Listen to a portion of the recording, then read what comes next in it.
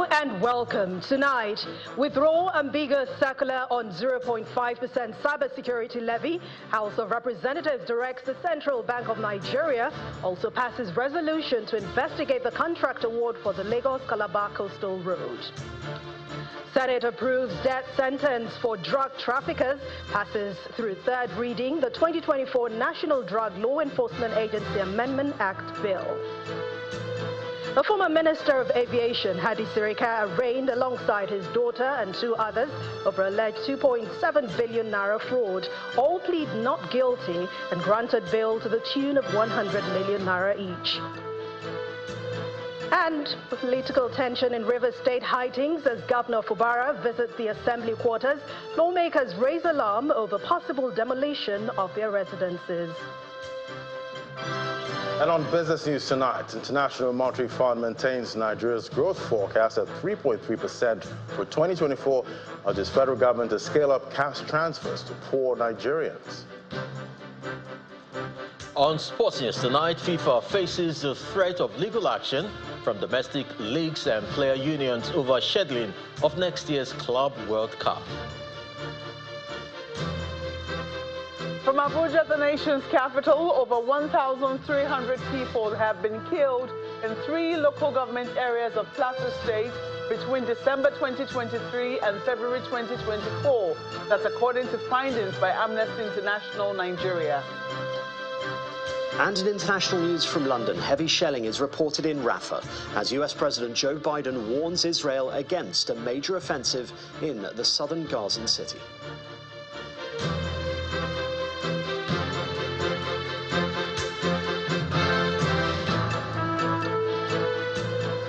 Lawmakers in the House of Representatives have waded into the debate arising from the new Central Bank of Nigeria's cybersecurity levy, directing the Apex Bank to withdraw what they term as an ambiguous circular and issue a more understandable one. Moving the motion at plenary, Honorable Kingsley Chinda drew the attention to multiple interpretations of the CBN's directive against the specifications in the Cybercrime Act, adding that there is need to halt and modify the implementation of the cybersecurity levy. In the meantime, the House has passed a resolution to investigate the procurement process in the award of the contract for the Lagos-Calabar Coastal Road. Our National Assembly correspondent Terry Ikumi reports. It's another day of urgent motions as members of the House of Representatives adjust to the challenges of the newly renovated chamber, even as renovations continue. After stepping down a motion on the cybersecurity levy the previous day to allow the leadership of the House deliberate more on it, the minority leader presents a comprehensive motion calling for a halt and modification of the implementation of the cybersecurity levy contained in a circular by the Central Bank. The House is further concerned that the words of the CBN circular leaves the CBN directive to multiple interpretations, including that the levy be paid by bank customers, that is Nigerians, against the letter and spirit of Section 44(2)A of the Act, which specified businesses that should be levied accordingly. The House is therefore called upon to resolve to direct the Central Bank of Nigeria to withdraw the ambiguous circular and issue an unequivocal circular in line with the letters and spirit of the law. Next, the House considers and approves a motion mandating its Committee on Foreign Affairs to carry out a holistic investigation into the activities of the Ministry of Foreign Affairs and Missions. The country has properties and assets across the world under various missions, many underutilized and several others abandoned, which, if properly audited and harnessed well, will enhance efficiency of our foreign services. In a lot of missions, local staff ceiling has been exceeded due to violation of rules, and in some instances, the ceiling of foreign service officers. This has further resulted in indebtedness in the respective missions. In another motion, the attention of the House is drawn to a possible violation of the Procurement Act in the award of contract for the Lagos-Calabar Coastal Road. Aware that the procurement strategy adopted by the Federal Ministry of Works for the award of the contract violates the Infrastructure Concession and Regulatory Commission Act 2005. As Section 4 of the Act outlines that all approved infrastructure projects and contracts for financing, construction and maintenance must be advertised for open competitive bid in at least 3 national dailies. The House mandated committees on works and public procurement to investigate the matter and asked the Ministers of Works, Finance, as well as the Attorney General and Minister of Justice to avail the House with all supporting documents. Another motion for investigation before the House is on the urgent need to rejig the Niger Delta Power Holding Company. The management of the Niger Delta Power Holding Company is proposing to designate the 252 megawatt open cycle power station as a construction site, thereby abandoning its primary responsibility of running it to the benefit of the state, the Niger Delta, and the nation at large. The House also resolves that the managing director of the Niger Delta Power Holding Company should appear before the Committee on Power to shed light on the state of the company. Terry Ikumi, Channels Television News. Meanwhile, the Senate has approved a death penalty for drug traffickers in the country as it passed through the third reading of the 2024 National Drug Law Enforcement Agency NDLEA Amendment Bill. The proposal, which has passed through the voice note, followed the submission of the report on the amendment of that bill by the chairman of the Senate Joint Committees on Judiciary, Human Rights and Legal Matters, as well as Drugs and Narcotics, Senator Tahir Monguno. And National Assembly correspondent Gloria Umezoke reports. The last day of plenary for the week began with the usual consideration of bills until the report on the National Drug Law Enforcement Agency Amendment Bill 2024 was submitted. Check it again. It's 28. The chairman of the Joint Committee, Senator Tahir Monguno, first made his presentation on the need to strengthen the war against drugs before its consideration in the Committee of the Whole, where some lawmakers outrightly expressed polarized views on the penalty for drug traffickers. The objectives of the bill is, one, it seeks to strengthen the operation of the agency, to empower the agency to establish laboratories for forensic review the penalty provision, and to enhance the power of the agency to prosecute drug-related offenses and issue subsidiary legislations. Since we want to amend this law to be more effective, then the punishment should be harder. So I am proposing that instead of imprisonment for life, it should be to be sentenced to death. It is time to call a spade a spade. If we want to eradicate drug trafficking in Nigeria, the only way to do that is to nip it from the board and to make it a capital offense. The matter was then put to a voice vote.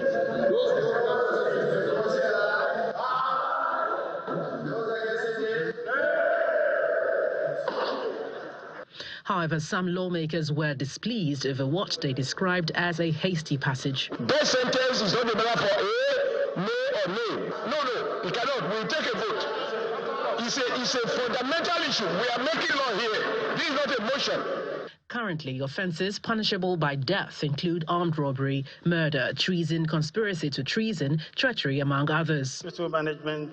Earlier, the lawmakers commenced the process of reviewing the salaries, allowances and benefits of judicial officers. It is only fair that we make the job of the judicial officers very comfortable to avoid the temptations of bribes and the rest of them, which may not be in the interest of dispensation of justice. This is definitely a bold step and a step in the right direction. So those in support that this bill be now read a second time, say aye. Those against, say nay. The ayes have it.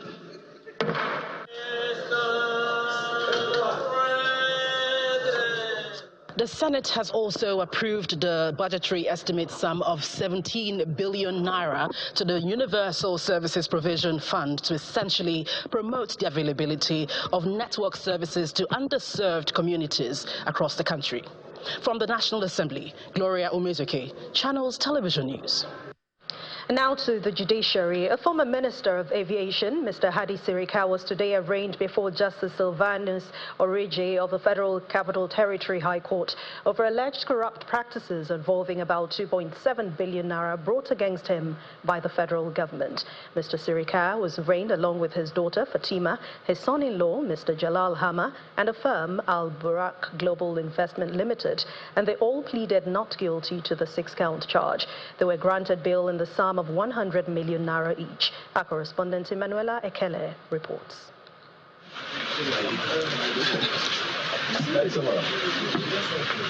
The former Minister of Aviation, Mr. Hadi Sirika, his daughter and son-in-law arrived at the Federal Capital Territory High Court Abuja to answer to a 6-count charge bordering on fraud and abuse of office brought against them by the Economic and Financial Crimes Commission.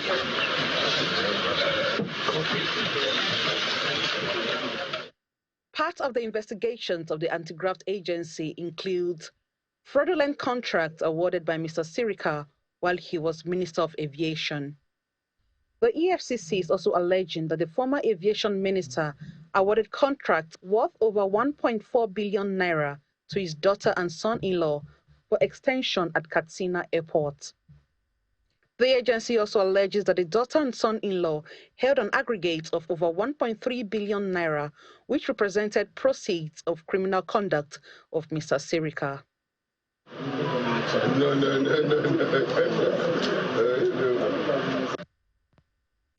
The charges were read to them.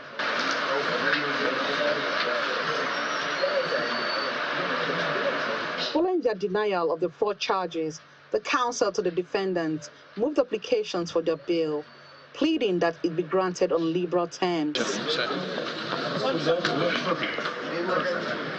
The trial judge, Justice Sylvester Origi, admitted the 3 defendants on bail in the sum of 100 million naira each and 2 sureties each in the like sum.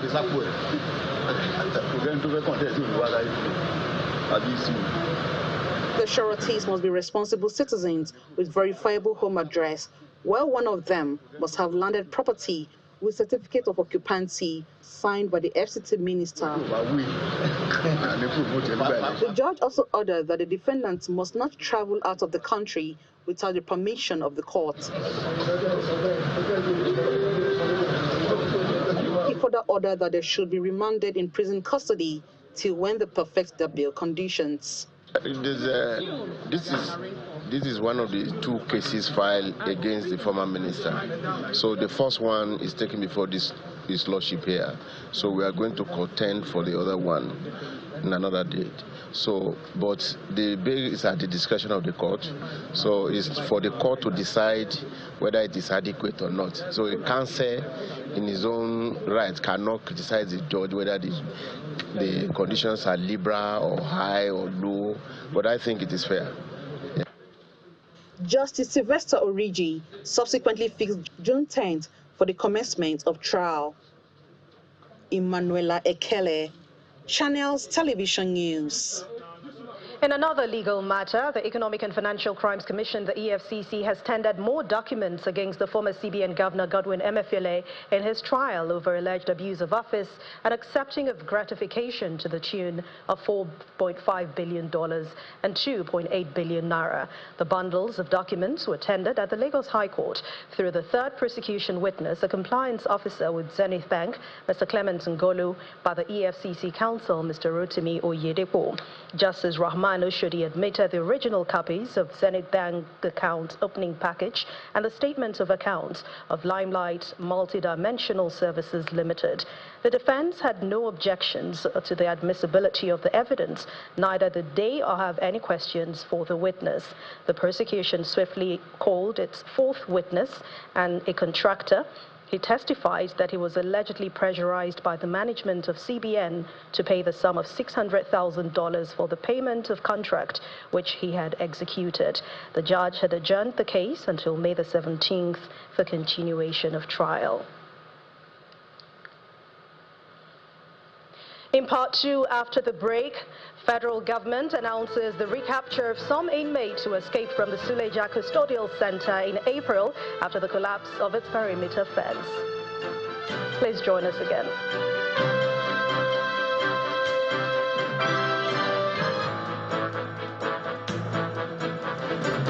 Welcome back. If you've just joined us, you're watching the news at 10, coming to you live on Channels Television from Lagos. A reminder of our main stories.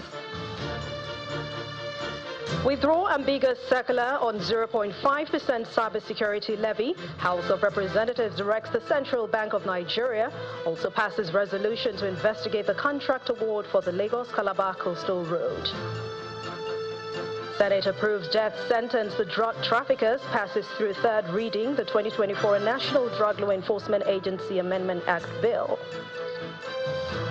A former Minister of Aviation, Hadi Sirika, arraigned alongside his daughter and 2 others over alleged 2.7 billion naira fraud. All plead not guilty and granted bail to the tune of 100 million naira each. And political tension in Rivers State heightens as Governor Fubara visits the assembly quarters. Lawmakers raise alarm over possible demolition of their residences.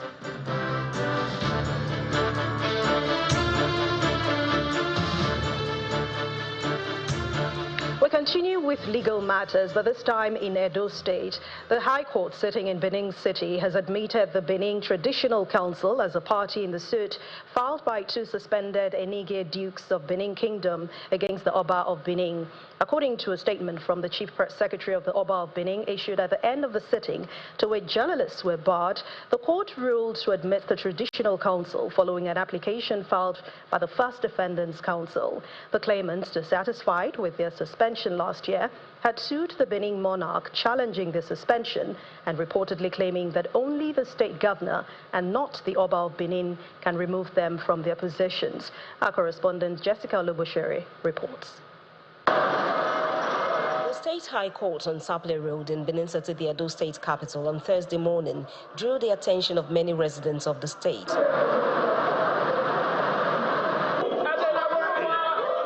Concerned Benin chiefs, priests, members of the royal family, and other sons and daughters of Benin Kingdom seek access into the State High Court building.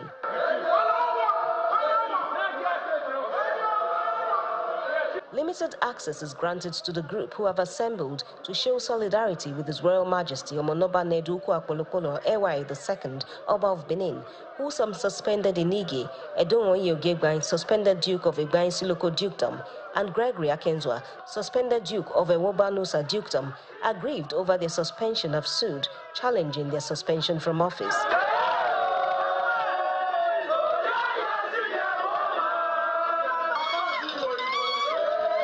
The different groups resort to chanting their love and support for the revered monarch.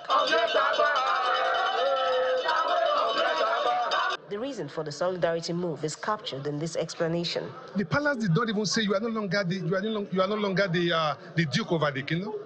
Say you are no longer the Duke, pending on how long it's going to take you to come and explain yourself, because your people, members of your community, has put up a case against you in the Royal Palace. Yourself and Ogegnes Loco took the institution to court. Mr. Tony Adu alleges there is more to the suit. It is a case between the palace and Godwin Norease Obaseki. That's why we are here. It's so sacrilegious that our own son took our father. Took the Benin, let me not say our father, took the Benins to court. The state government, informed about allegations of this nature, had come up with a statement denying any involvement in the suit, explaining that it was also a defendant in the matter.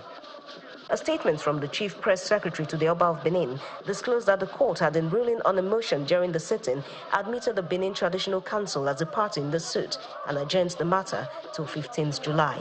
Jessica Lubusere, Channels Television News. And staying in the southern part of the country, the political tension in Rivers State appears to be heightening as Governor Siminalayi Fubara, who's been at loggerheads with the State House of Assembly today, paid an unscheduled visit to the Assembly quarters. The quarters serve as the official residence of the 32 legislators of the state and also houses the temporary chambers of the Martin Amawele-led State Assembly since the demolition of the main Assembly building.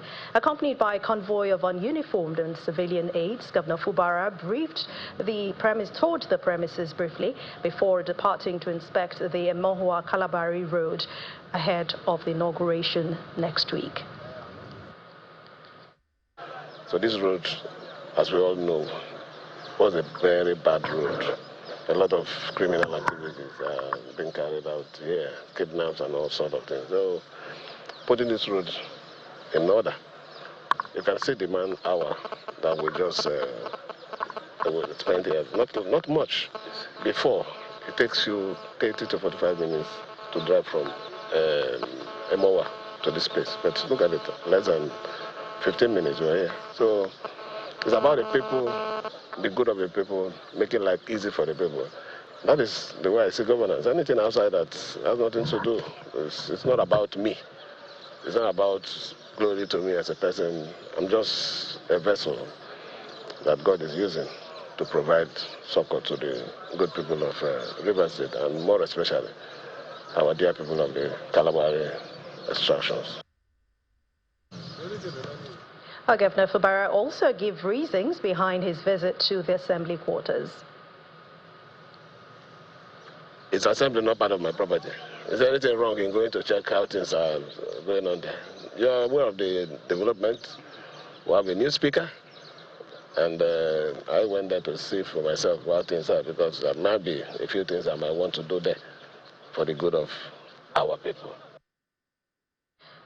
Following that visit by Governor Siminalayi Fubara, members of the Rivers State House of Assembly have raised alarm over alleged plots by the governor to demolish the assembly quarters.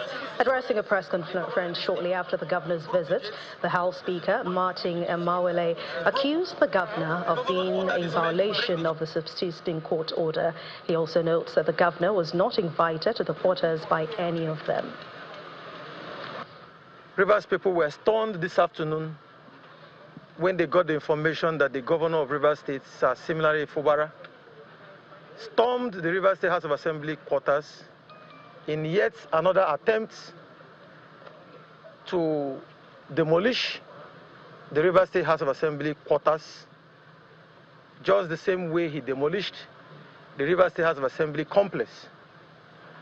Nigerians, Rivers people are watching events day by day as our own governor, who is supposed to uphold the Constitution, is gradually sliding into the position of the chief lawbreaker of Nigeria.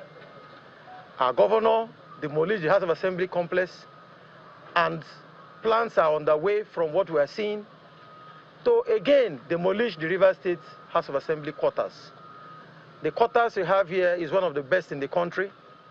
The Rivers House of Assembly quarters was built by the past administration under His Excellency Ezenwonye Sonwike and was commissioned in August in the year 2022 by the then Speaker of the House of Representatives and now Chief of Staff to Mr. President of the Federal Republic.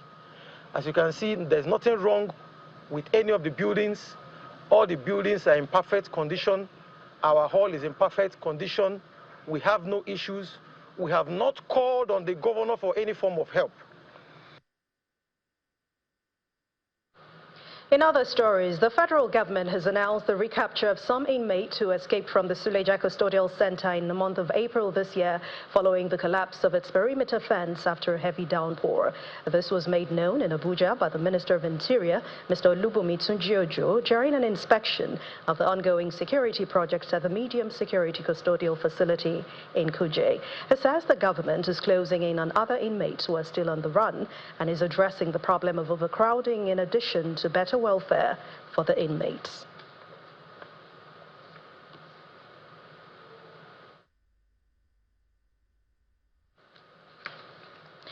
We have more for you on the news at 10. We head over to Abuja studios where Malkwe Ogun Yusuf is standing by to give us more. Hello, Malkwe.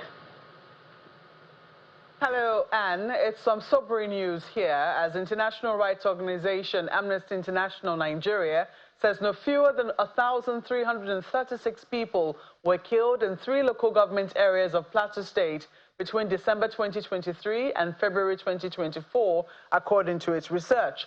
Now, this forms part of the presentation on the outcome of its findings after going to the affected areas and relying on evidence-based research on recent attacks on Barikin Ladi, Bokos, and Mongo communities. Given details of the casualty figures and those displaced, Country Director of the organization, Issa Sanusi, observed that women and children are mainly affected in the attacks. A lot of people have been displaced, and based on our calculation and our findings with the relevant government agencies, because we always cross-check our data and try to verify them as much as possible with the relevant government agencies. we realized that at least 29,554 people have been displaced. And out of this number, 13,093 are children, while 16,461 are women. I hope you are paying attention to these figures. It shows how women and children are worst affected. And that shows you the gravity of the problem, the danger it poses, because if children cannot go to school, what will the future look like?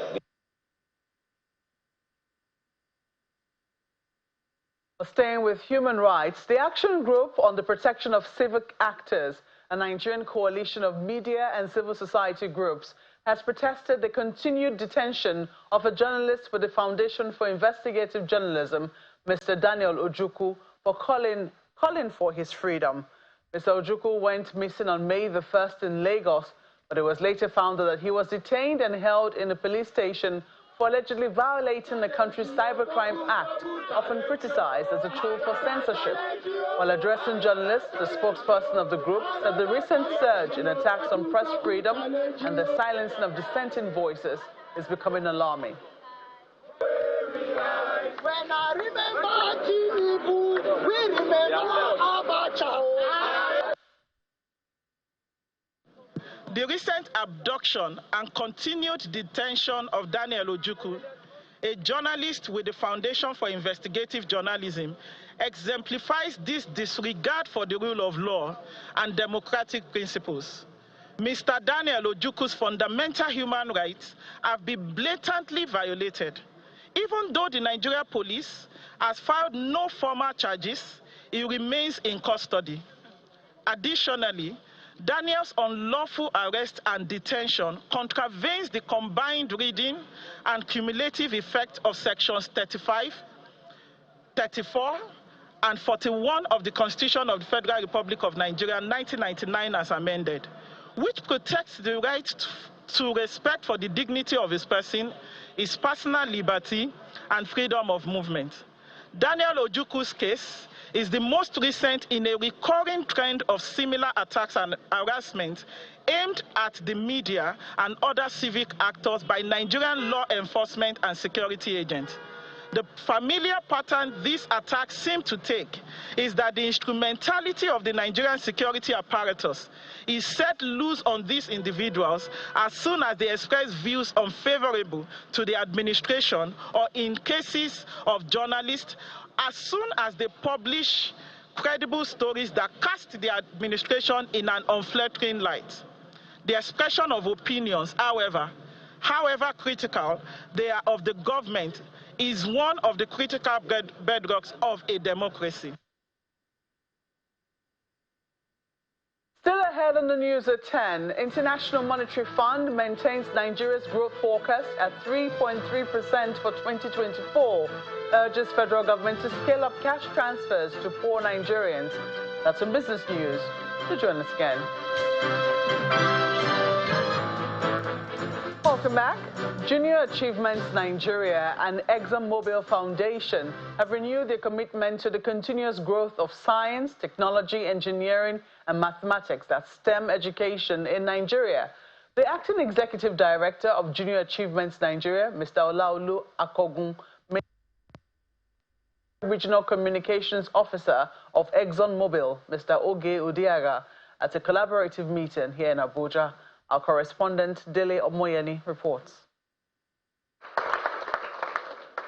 The 2024 STEM Africa project is another milestone in the efforts of Junior Achievements Nigeria to promote growth of science, technology, engineering, and mathematics STEM education among senior secondary school students in Nigeria.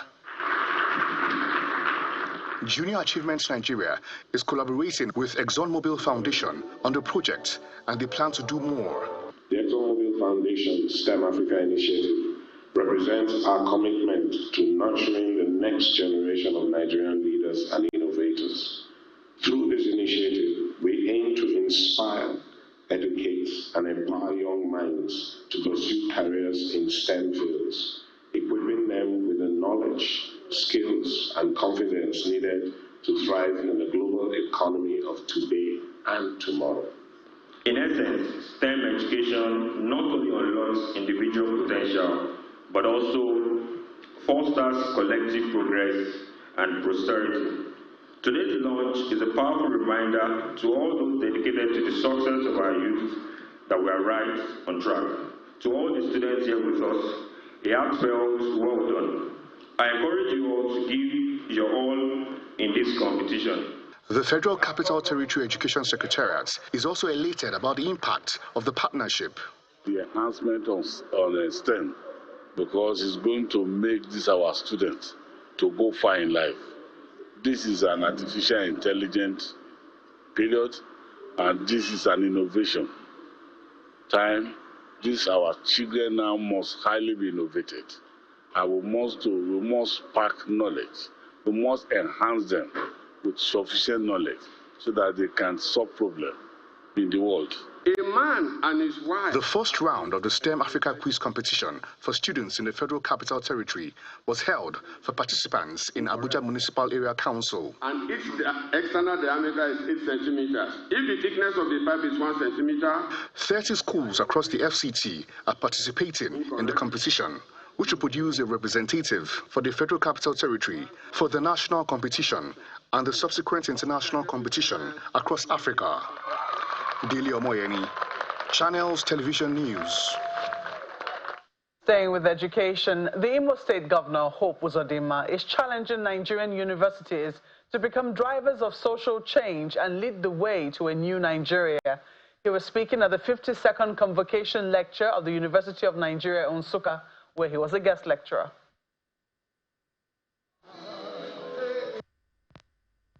Imo State Hope Uzodinma arrives at the Margaret Ekpo Hall at the University of Nigeria, Nsukka, as a guest lecturer. His core assignment is to deliver the 52nd Convocation Lecture of the institution.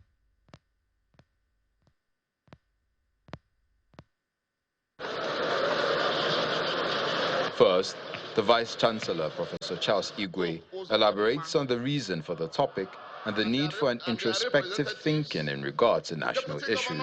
I believe the time has come for reflection and frank conversation on new roles for the university in Nigeria.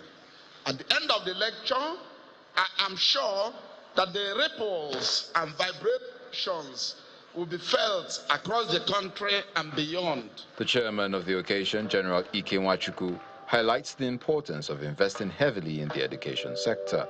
Distinguished ladies and gentlemen, universities as the bastions of knowledge and innovation have a crucial role to play in leading Nigeria towards a brighter and more prosperous future. It's time for the lecture to be delivered in. Most distinguished Senator Idika Uzodinma, Commander of the Order of... The lecturer believes that Nigerian universities have a pivotal role to play in charting a way forward for Nigeria. It is time for us to invest in our universities to prioritize the research and innovation. In addition, we must create an enabling environment for our students to thrive and ensure that they are equipped with the skills, knowledge, and character necessary to contribute to the development of our nation. Announces the endowment of a chair at the university to be called Hope Uzodinma responsibilities, to be domiciled in the Department of Political Science or any department in the Faculty of Social Sciences. Let me use the opportunity of this auspicious event to announce the endowment of a chair in this great university in my name. It shall be known as the Hope Uzodinma Chair for Good Governance and Civic Responsibilities. This should be domiciled in the Department of Political Science or any department in the Faculty of Social Sciences. I shall work out the details with the relevant university authorities for implementation. Designed to bring leaders of thought together to deliberate on how to move the nation forward. This clarion call is for Nigerian universities to wake up to their role as drivers of change. And that's all from our Abuja studios. It's back now to you, Anne. Thank you, Malkwe. We continue with education matters. The University of Lagos has held its 15th inaugural lecture in the 2023-2024 academic session. It was delivered by the Professor of Surgeon, Professor Adedoyin Adesoya, who expounded on the finer points of surgery and stressed the need for government to prioritize the health sector. Our correspondent Olumide Macaulay reports. The University of Lagos is known for many things, and making generational impact is certainly one of them. In this inaugural lecture at the Ade Ajayi Hall, graced by the presence of luminaries at the university, the students and invited guests, Professor Adedoyin Adeyinka is here to deliver a lecture in his core area of expertise. Surgeon said, okay, lie on the couch. He laid on the couch. The topic at hand is remove, bypass, ignore, or prevent the obstruction. Important principles of the surgeon for work and life. In the first study, we found that the ability of the mucosa to dissolve blood clots increases with the concentration of histamine. Histamine is the hormone that releases gastric acid from the mucosa. These findings support the hypothesis that depleted mucosal histamine salts are associated with and proportional to impaired fibrinolysis. He delves further on the research projects of gastroduodenal Helicobacter pylori infection. We look at the esophagus, stomach, and duodenum. We make a diagnosis. We obtain biopsy specimens for Helicobacter by histology, USS, and culture. Research projects on penetrating abdominal gunshot wounds was quite eye-opening and not for the squeamish. You will see some of the bullets here.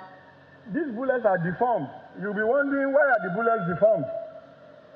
The bullets knock against bone and they bounce back many times, and that is why they get deformed. Some of the bullets shatter in the patient to become secondary missiles that are very dangerous to the patient. He also lectured on cancer, explaining that in sub-Saharan Africa, requisite action must be taken to arrest an increasing cancer incidence and mortality. 10 codes of cancer prevention. And I put a fifth box there. If you cannot, you can pray that serious diseases do not occur in life. But with the development of MCD tests, all you need to do is do one test, and for the next 2 years, with a very high sensitivity and specificity, you are sure that things will be okay. The leadership of the university expressed that his obligation has been fulfilled. Declare this assembly closed. A snapshot of memories follows after. The 15th inaugural lecture of the University of Lagos, where Professor Adedoyin Adesoya successfully presented his treatise on his impact in the world of surgery, has pointed to the fact of how invaluable that is to University of Lagos, to Nigeria, and the countries where he's made an impact around the world. From the University of Lagos, Akoka, Lagos State, Olumide Macaulay, Channels Television News. Meanwhile, the advisory board of the Nigeria Prize for Science says that 153 entries were received for the 2024 cycle of the prize, a 53% increase over last year and a 20-year high record. The number of entries was made known at a press conference in Lagos, where they were handed over to judges for the commencement of the adjudication process. This year's entries will vie for recognition on innovations and technologies for reducing the effect of climate change. This event signals the end of the call for entries for the Nigeria Prize for Science, paving the way for the next stage of competition where the judges come in.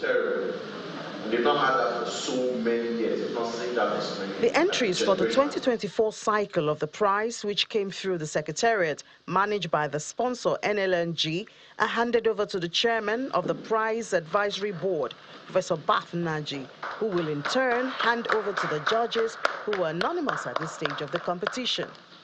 With 153 entries, the prize records the highest ever received since its inception in 2004.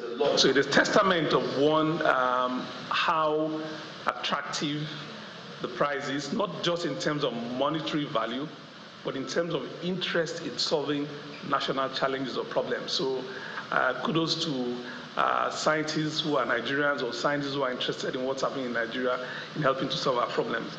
Judges will look for the best among the 153 entries that demonstrate innovative and technological solutions to the threats of climate change in Nigeria. This will be an unquantifiable opportunity in terms of value for money for country, an opportunity to look at how we as a nation should and can deal with the issue of climate change, which arises from greenhouse gas emissions. So people have to be able to show, that is, people who are going to win would have shown in the public out there that this product or process or innovation has been shown to work in the lives of people. Climate change is very topical. It is very relevant. You didn't talk about this year's prize, but I want to emphasize the importance of what LLNG and the themes are very carefully chosen. $100,000 is at stake. The process, which started in February, will culminate in September when the winner will be announced. In other company news, a dividend of 2 naira 70 kobo per 50 kobo ordinary share has been approved for the shareholders of Guarantee Trust Holding Company PLC. That brings the total dividend paid for the 2023 financial year to 3 naira 20 kobo. The sum was approved during the group's third annual general meeting held at the Oriental Hotel in Lagos. But to recover it, after 3 years of transitioning into a holding company structure, Guarantee Trust Holding Company PLC holds its third annual general meeting. Is to re-elect directors. It's a large gathering of shareholders, executives and board members who anticipate the results of key decisions that will be made. A brief highlight of the group's financial results for the year ended December the 31st, 2023 shows a strong performance with an increased profit before income tax of 609 billion naira, profit after income tax of 539 billion naira, and gross earnings of 1,186.4 billion naira. One of the significant items on the agenda is the approval of the proposed dividends to be paid to shareholders. Directors are proposing the payment of 2 naira 70 kobo per every 50 kobo ordinary shares final dividend to shareholders whose names appear in the company's register of members at the close of business on Friday, April 26, 2024, bringing the total dividend to be paid for 2023 financial year to 3 naira 20 kobo. Despite the significant achievements of 2023 and uncertainties of 2024, the group CEO speaks on plans to stay ahead of the competitive financial services industry.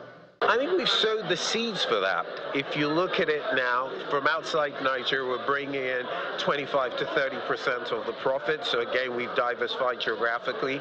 We also have 3 new businesses which we started, which is our PFA, Habari, and our asset management company. And they're already about 1% of group profit in 1.5 years. So I think diversification away, both from banking and geographically, is going very well. The third annual general meeting of Guarantee Trust Holding Company PLC concludes with the group reiterating its commitment to delivering long-term value to stakeholders. Let's find out the latest from the International Monetary Fund. Ladi Williams is standing by to take us through the world of business.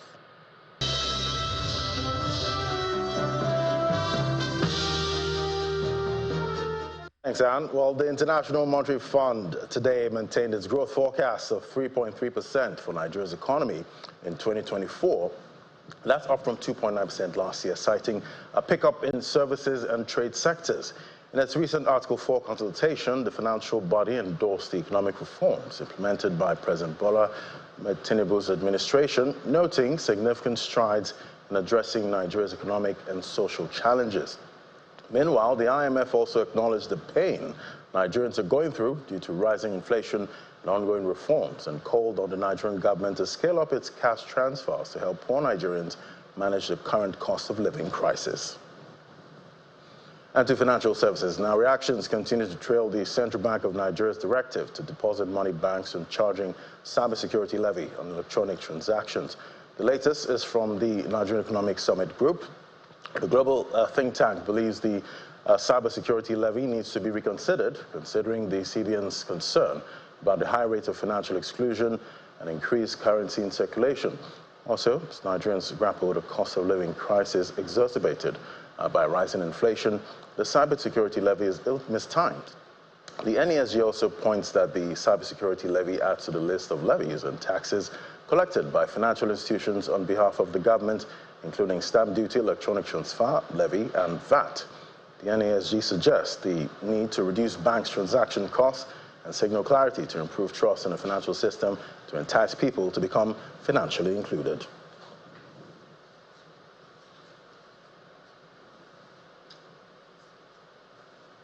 All right, let's get a check on the market today. Dominic Iwiwo has the details.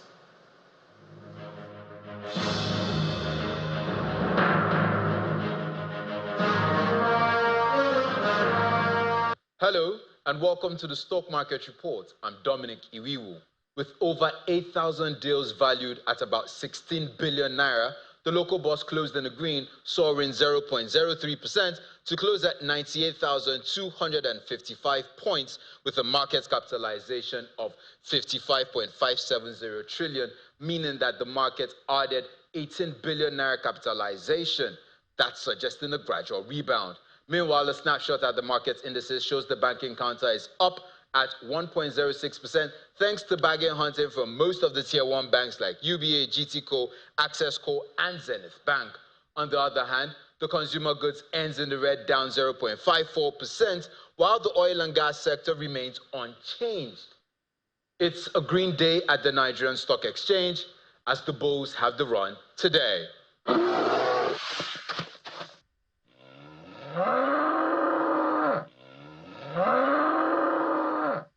And that's it from me on business. Back to Anne with the rest of the news at 10.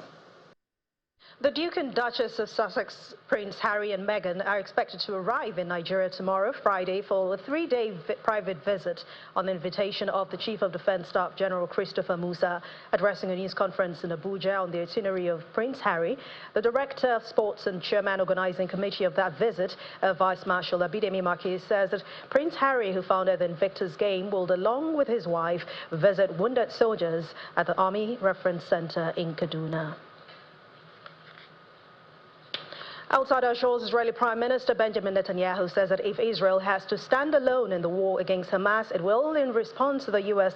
threaten to stop supplying Israel with weapons. That's if Mr. Netanyahu goes ahead with its planned operation in Rafah. Here's Simon Pusey with more international news in Around the World in 5. Good evening and welcome to the channel's studios here in London with your international news around the world in 5.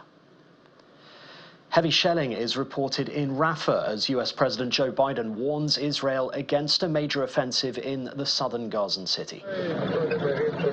Mr. Biden said if Israeli troops entered the densely packed city, we're not going to supply the weapons and artillery shells. Israel's ambassador to the UN, Gilad Erdan, called it a very disappointing statement. But the US Defense Secretary Lloyd Austin said the US would continue to ensure that Israel has the means to defend itself. Civilians have been killed in Gaza as a consequence of those bombs and other ways in which they go after population centers. And I made it clear that if they go into Rafah, they haven't gone into Rafah yet. If they go into Rafah, I'm not supplying the weapons that have been used historically to deal with Rafah, to deal with the cities, to deal with that problem. We're going to continue to make sure Israel is secure in terms of Iron Dome and their ability to respond to attacks like came out of the Middle East recently. But it's just wrong. We're not going to supply the weapons. Plane bodies made by Boeing's largest supplier regularly left the factory with serious defects. That's according to a former quality inspector at the firm. Santiago Paredes, who worked for Spirit Aerosystems in Kansas, said he often found up to 200 defects on parts being readied for shipping to Boeing. He claimed he was nicknamed Showstopper for slowing down production when he tried to tackle his concerns. Every day, I'm finding over 100 defects in every day. It's a recipe for disaster, really. I said it was just a matter of time before something bad happened. Australia has announced it will ramp up its extraction and use of gas until 2050 and beyond. That's despite global calls to phase out fossil fuels. Prime Minister Anthony Albanese's government says the move is needed to shore up domestic energy supply while supporting a transition to net zero. But critics argue the move is a rejection of science, pointing to the International Energy Agency's call for huge declines in the use of coal, oil and gas to reach climate targets. Donald Trump's youngest child, Barron Trump, is to enter the political limelight with a role at July's Republican National Convention. Delegates from across the US will formally select the party's nominee for president at the gathering in Milwaukee, set to be Barron's father. The 18-year-old has been named on a list of delegates at large to attend the event for the state of Florida. Previously, Barron's mother, Melania, had kept him out of the public eye. He appears on the list with other Trump family members who have long played key roles in their father's campaign, including Barron's half-siblings Donald Jr., Eric and Tiffany. Rescue efforts are underway in Brazil's Rio Grande do Sul state after floods and landslides killed at least 100 people. More than 160,000 people have been displaced by the floods, with some municipalities completely destroyed by floodwater. Pictures have emerged of a horse stranded on a rooftop amid the floodwater in the city of Canoas. The city's mayor says that they were hoping to rescue the horse with the help of a helicopter. Miss Teen USA has resigned her title just days after Miss USA stepped down. Uma Sophia Srivastrava announced the news on Instagram, saying her personal values no longer fully align with the pageant organization. It follows an earlier announcement from Miss USA Nola Voigt, who cited mental health struggles as the reason for her departure. The Miss Teen USA organization said they supported Uma Sophia's decision and that a successor would be announced. And turtle hatchlings rescued after a severe storm in South Africa have been given a temporary home at the Turtle Conservation Centre at the Two Oceans Aquarium in Cape Town. More than 500 endangered turtles were washed up along South Africa's coastline after the rare extreme weather event. Luckily, members of the public and volunteers from the Turtle Conservation Centre were able to rescue most of them, bringing the hatchlings to their facility based at the Two Oceans Aquarium in Cape Town. Most of the turtles will spend the first few months of their lives in newly built plastic tanks at the aquarium before being released back into the sea. We have a whole lot of turtles that have been rescued from along our coastline and are currently undergoing rehabilitation. And that's your international news around the world in 5. Now back to the channel's studios in Lagos.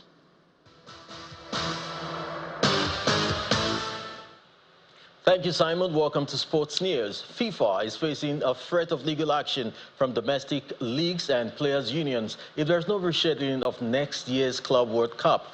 The World Leagues Association and the International Players Union have warned that calendar changes, including the new 32-team Club World Cup scheduled to take place in the United States in June and July 2025, have created economic harm to domestic leagues and pushed players beyond their limits.